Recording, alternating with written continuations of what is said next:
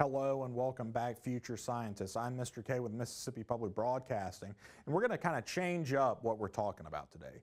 We've talked a lot about DNA replication and transcription and translation. Today we're talking about what can we do with all of that information. So we're going to be talking about something known as DNA technology. These are practices and processes that humans can do in order to maybe change the DNA that we've been studying. And those can have really large effects on the organism that they're taking place in. So let's go ahead and hop into this and see what we're talking about today. So I want to just talk about genetics real quickly. So remember that genetics is studying heredity, okay? And this is, in a lot of ways, one of the most controversial fields in science, okay, and applied genetics. Because in applied genetics, here are some things that we can do. We can clone things. We can create genetically modified organisms. We can look into something known as stem cells. And we've already talked about gel electrophoresis. That's when you run DNA through an electric current and you can make that thing called a DNA fingerprint. And we use that in criminal cases. So we're going to talk about these three things real quickly today. And we'll talk about why they're so controversial, okay? So let's go ahead and talk about cloning first. So actually cloning has been going on for a while. The first time that someone has ever cloned an animal was way back in 1958, okay? It was a scientist, John Gordon. He cloned a frog from the cells of a tadpole, okay? The cloning process that more people are familiar with is much more recent. In 1996, we cloned a sheep and we named that sheep Dolly. And this was the first mammal that had been cloned. Here's how this process happened. Dolly, in some ways of thinking, had three mothers, okay? What's going on here is that one of the sheep provided the egg that would turn into Dolly. One mother provided the DNA that Dolly's body would use to build itself, and one of the sheep actually carried the cloned embryo. So what we did here is the second bullet point, one provided the DNA. What happened is we took cells from a mammary gland of one sheep, we put that DNA into an egg of another sheep, and then we took that egg and put it into a different sheep. And that sheep gestated the embryo and took care of it until it was ready to be born, okay? And so this happened in 1996. We successfully cloned this sheep, and the sheep lived for about 7 or 8 years, which is very typical for sheep that are mostly kept inside. This sheep, for security reasons, didn't live out in a field. It lived inside a facility. So this has a lot of crazy implications. Imagine if we ever got to the point where we were cloning humans, right? That could be very controversial for some people. How would those clones be treated? Would they be treated the same as a normally made person, or would they be treated differently? So this is just something, we're on the cutting edge of this. And a lot of people have mixed feelings. You know, maybe if we're able to clone animals, maybe that would help with a lot of the food crises that are happening around the world. But how do we feel about cloning humans? That might be a conversation that you and your classmates and your teacher, or even you can have with your parents. This is why genetics can be so controversial, is that we don't really know how to feel about this stuff all the time. Okay, another example of applied genetics that I wanted to talk about, you've probably heard this before, is GMO. What does GMO stand for? So GMO stands for genetically modified organism. And there's kind of a caveat, or there's a fine line in between these GMOs that I want to talk about. So a GMO is an organism whose genetic material has been altered artificially. GMOs, or genetically modified organisms, their genetic material is altered by genetic engineering practices and not natural recombination. Okay, our genes kind of get shuffled a lot when our parents make sperm and egg cells. I've kind of talked about how it's like shuffling the deck of cards. You never really know what you're going to get. Well, in GMOs, we do know exactly what we're going to get because we're kind of picking the genes that we want. And a lot of different organisms have been genetically modified. So animals, plants, and even microorganisms have been genetically altered. And we use these all the time, okay? So here are some examples of plants that have been genetically modified. Soybeans, canola, corn, cotton, potatoes, these have all been genetically modified through genetic engineering processes.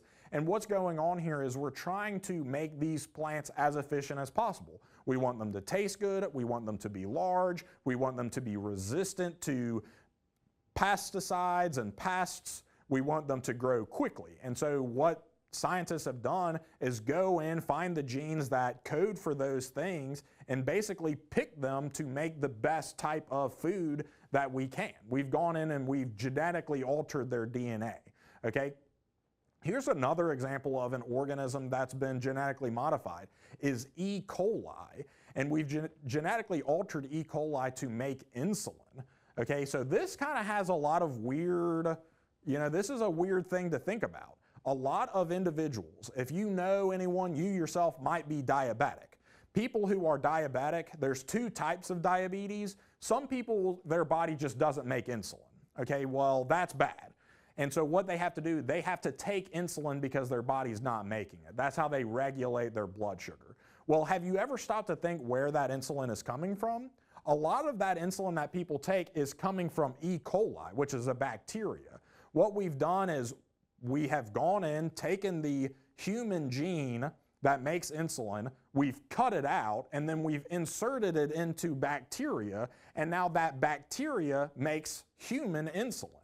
What we can do then is harvest all of that insulin and package it up and sell it to individuals that need it. So that's kind of a crazy process. Like, people take insulin, but maybe you just didn't think about where it came from. It had to be made somewhere. We can't go in and make it ourselves. So what we've done is basically trained or tricked a bacteria to make that insulin for us. Okay, here are some other examples of animals that have been genetically modified. Pigs, goats, and cattle. Same thing here, like with the plants. We want this food, we want these animals to be large, we want them to be resistant to infection and bacteria. So what scientists have done, they've gone in and altered their DNA, and it makes them grow larger, it makes them grow quicker, produce more meat. And in that way, we're able to produce more food with less, okay? And so when we say GMO, we mean artificially altered their genes, but I think there's also an argument for saying that, like, dogs have been genetically modified. We haven't done this process where we go in and pick the genes and cut up their DNA and change it, but what we've done with dogs over hundreds of years is selectively bred them. You might notice how dogs come in all different shapes and sizes. You can have a Chihuahua that's really small and it barks a lot, or you can have a Great Dane that's huge and, it's very calm. So how do we get those dogs that look so different from each other? Well, we haven't. You could say that we've altered their DNA, but it's more of a natural process. We basically just pick the traits that we want, and those are the ones that get to reproduce. And so over a lot of generations, we have selectively bred the traits that we like. And so, yeah, there's just kind of a fine line, like what counts as genetically modifying DNA and what doesn't. That's a discussion that we each have to figure out for ourselves. Okay, I wanted to talk about this last example of cutting-edge genetic practices. This is known as stem cell research. Let's talk about what stem cells are first, and then we'll kind of get into it and how they can be used. First of all, I wanted to talk about this guy in the bottom right picture. A lot of you might not know who this is, but your teacher and parents probably do. This is Christopher Reeves, and this was like one of the original Superman actors. He was an actor, and he played Superman back in the 80s or 90s, okay? So you might not know who he is, but your parents probably do. Imagine if, like, Captain America in a couple of years had a bad accident and ended up being paralyzed. That's what happened to this guy. He was riding his horse, there was an accident, he broke his neck, and so it was really odd for everyone in America to see Superman basically be paralyzed. And he is such an inspirational person. There's actually a movie coming out about him. He really pioneered, and he was really a strong advocate for stem cell research. So let's talk about what stem cell research is and how it might have helped this individual get over or recover from his paralysis a little bit better. So what are stem cells? Well, stem cells are cells that have not taken on a definitive form. They're basically like baby cells. They haven't picked what type of cell they want to be yet. In a certain way, these stem cells can become any type of cell, okay? Because they haven't differentiated yet, the stem cell, it starts as a stem cell, it could turn into a bone, it could turn into a muscle, it could turn into a nerve cell. Because they haven't differentiated yet, they can kind of become anything. Some cells like neurons are the cells that make up your brain and spinal cord, those cells do not regenerate. And so when someone has an accident like this, if they were to break their neck and damage the spinal cord, because the spinal cord is made up of neurons and neurons don't regenerate, often when someone breaks their neck or damages their spinal cord, they don't heal very much. There's a very limited range of what type of function they're going to get back. That's what happened to Christopher Reeves. He's riding on his horse, he fell off the horse in an awkward way, he broke his neck, and so then he was paralyzed from the neck down. And no matter what type of research or recuperation you do, those neurons just don't want to regenerate. So he's not able to heal very much. But with the help of stem cells, the idea is that maybe those paralyzed by these damaged cells, because their cells are damaged, like the spinal cord, could walk again. Because what we would do is we would take these stem cells, we would insert them into the spinal cord or the brain, and where those cells don't normally want to regenerate, maybe these stem cells could grow into new neurons and kind of take the place of those damaged cells.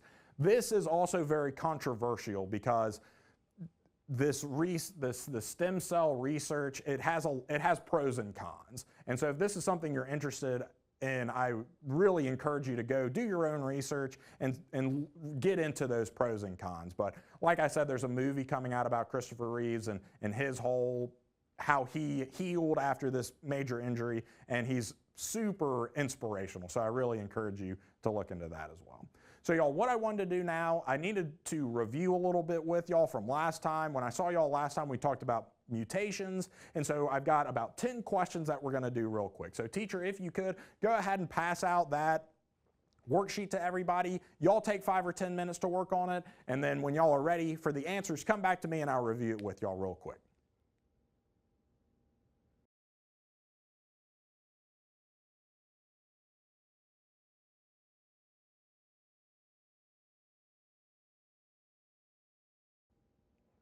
All right, y'all, thank you so much for working hard on that. Let's take a quick look at this and make sure everybody came up with the same answers, so y'all feel free to change or add anything you don't have. So what's going on here? The first question says, match the mutation type with the corresponding picture to the right. So these are some of the different mutations that we talked about, and we need to pair them up with the correct picture of them. All right, so let's look at number 1. What's happening in number 1 here? Well, it looks like a part of the chromosome got lost. And so which of these words is best for that? To me, that sounds a lot like deletion. It looks like we have deleted that part of the chromosome. So number 1 is going to be deletion, which is letter D. Okay? Number 2, what's going on here? It's like the opposite. We started with a little bit of the chromosome, and then it looks like we doubled it on accident. So what's a word that means doubling it? Well, 2, I think, should be duplication, which is B. Okay, let's keep it going. 3, the chromosomes both look a lot alike, but if you look real closely, you'll see that the arrows make it look like they have switched around, like they got reversed. And so what word would that one be? For this, I think we should go with C for inversion. To invert something means to swap it like that. All right, let's keep this going. So number 4, this whole picture down here represents 4. What happens is we took a little bit of the yellow and it got added into the gray. So what would that be an example of? So for 4, I think we should use insertion, because to insert something means to put it in something else. So we have inserted that yellow bit of the chromosome into the gray chromosome. All right, and then the last one, let's look at the picture. Here you can see we have a green and a red chromosome, and that they've swapped some of their genetic material. This is going to be translocation, so letter A. Okay? Great job. All right, just a couple left. So starting with number 6, this says what type of mutation is below? So this is what we started with. A mutation might have happened, and this is what we ended with. Let's see if we can figure out what's going on. Okay, well, what I think we should really focus on are the codons themselves. So look how we have 1, 2, 3, 4 codons here. So that means it's a total of 12 nitrogen bases. Over here we have 1, 2, 3, 4 codons over here as well. So our total number of bases is actually the same. So it can't be insertion or deletion because we would have a different amount there. So this one is actually substitution. And what's happened is we've taken this A and it got changed into a T. And so that's substitution. Okay? All right, 7 says, what type of mutation is below? Again, let's count out those codons real quick. So here's 1, 2, 3, 4 codons. So that's a total of 12 bases. Here I have 1, 2, 3, and a little bit of the fourth one, but there's a missing letter here, okay? And because I'm missing a letter, that means that this one must be deletion, right? Because I have less than what I started with. All right, let's go to the next one. What type of mutation is below? Let's look at those codons again. 1, 2, 3, 4 codons. 1, 2, 3, 4 codons with an extra one left over. Well, if I have an extra one, that has to be insertion because one got added in there on accident. Great, here's our last one, 9. Which of the mutations above would result in a frame shift mutation? Well, let's try to remember that frame shift mutations are caused by deletions and insertions. So this should be 7 and 8. Okay, great work, y'all. So I hope that cleared some of it up. Thank y'all so much for making it today. Your teacher has some other work for you to practice on, so make sure to give that your best effort, and I hope everybody has a great day.